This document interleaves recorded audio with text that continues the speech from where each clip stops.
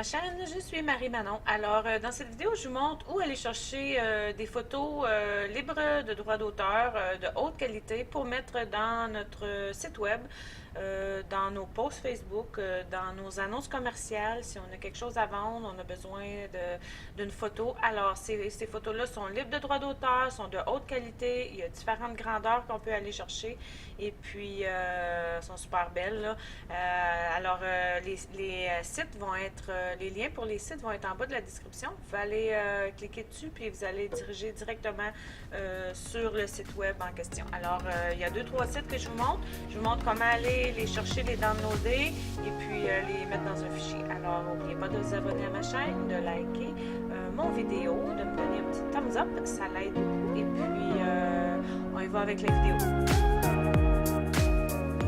Ok, un petit vidéo juste pour vous montrer comment aller chercher vos photos pour votre site web, puis les enregistrer, puis tout ça. Là, je sais que c'est simple, mais quand même, il y en a qui sont pas habitués avec ça. Ça fait que je voulais juste faire une petite vidéo pour vous montrer comment ça fonctionne. Alors ici, j'ai ouvert deux pages pour aller chercher vos photos sur les liens que je vous ai partagés plus bas.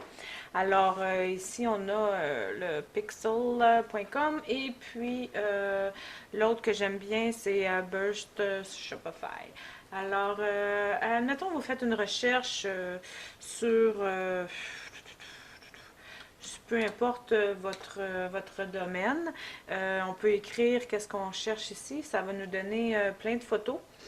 J'ai marqué café là, mais c'est vraiment général. Alors, on peut avoir couleur café, on peut avoir une tasse de café, on peut avoir plein de choses.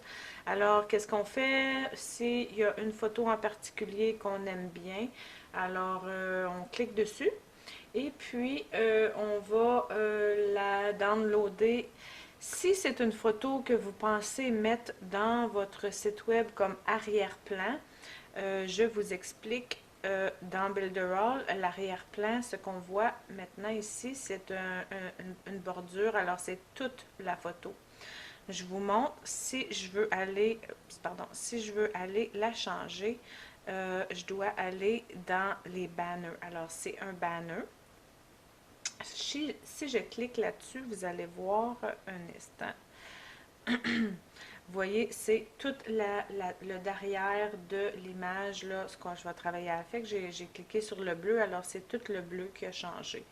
Alors, si je choisis une image comme celle-là, au lieu, c'est sûr que cette image-là doit être très grande pour pouvoir former. Alors, je vous suggère que si c'est une image, je vous les mettre en arrière-plan comme ça, de la choisir en gros l'original qui est...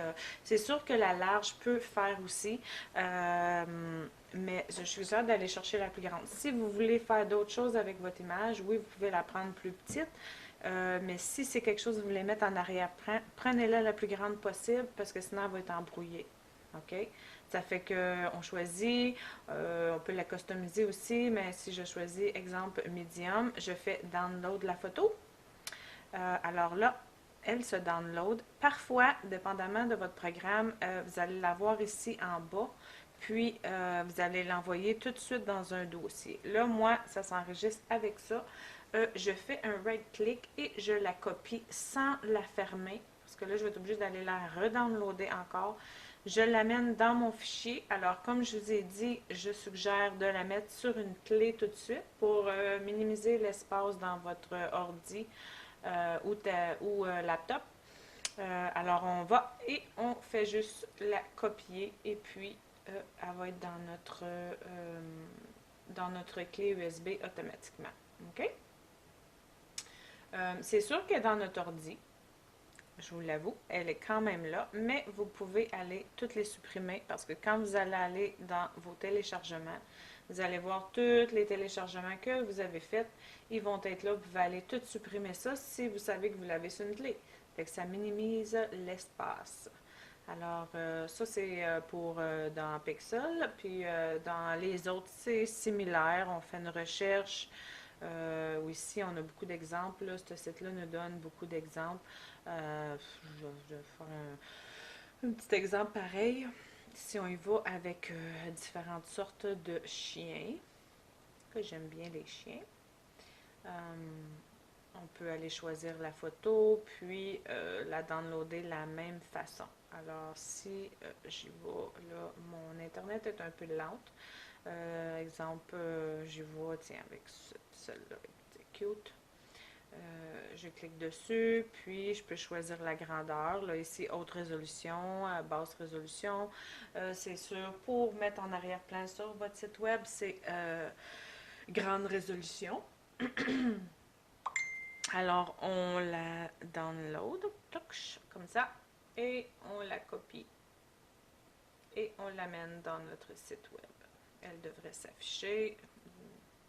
On download la photo.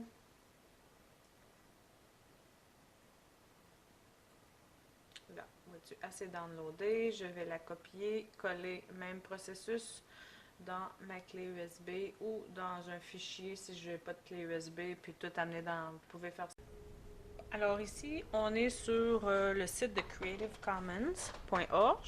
Je vais mettre le lien en dessous. Ça, c'est un autre site qu'on peut aller chercher des photos gratuits. Alors, je vous montre comment. Je vais mettre le lien sous la description de vidéo aussi. Alors, on fait Search for the Creative Commons Image. Alors, on cherche ici, mettons, chez G Grass, que j'ai cherché tantôt. Alors, ça va nous amener sur une série de photos. Il y en a beaucoup. Ça vient juste de changer. Là, c'est un petit peu plus le fun à chercher. Là. Avant, on était vraiment sur Google. Mais admettons que je prends cette image ici. Alors là, je peux aller voir l'info de l'image, les grandeurs. OK? C'est sûr qu'en la downloadant, on ne peut pas la changer. On peut la partager par contre. Si on veut la partager sur Facebook, Twitter, puis Pinterest. Et puis là aussi, on a ils veulent qu'on leur dise où est-ce qu'on use la photo, mais c'est pas nécessaire. C'est des photos qui sont libres de droits d'auteur et sont gratuits. OK? Ça le dit ici, là, qu'est-ce qu'on peut faire avec, là. C'est Creative Commons. Quand c'est écrit CC, ça veut dire c'est libre de droits d'auteur. OK? Alors, c'est gratuit, c'est pas payant. Alors, on peut juste copier, right-click, enregistrer l'image sous. Et puis là, l'image va s'enregistrer dans le dossier que vous voulez. On fait enregistrer et on a notre image pour nous qu'on peut utiliser. Alors ça, c'est un autre site qu'on peut utiliser. Alors, je vous souhaite une belle journée et n'oubliez pas de liker mon vidéo, puis commenter si vous avez des commentaires et puis vous abonner à ma chaîne si vous aimez les vidéos et on se revoit dans une prochaine vidéo.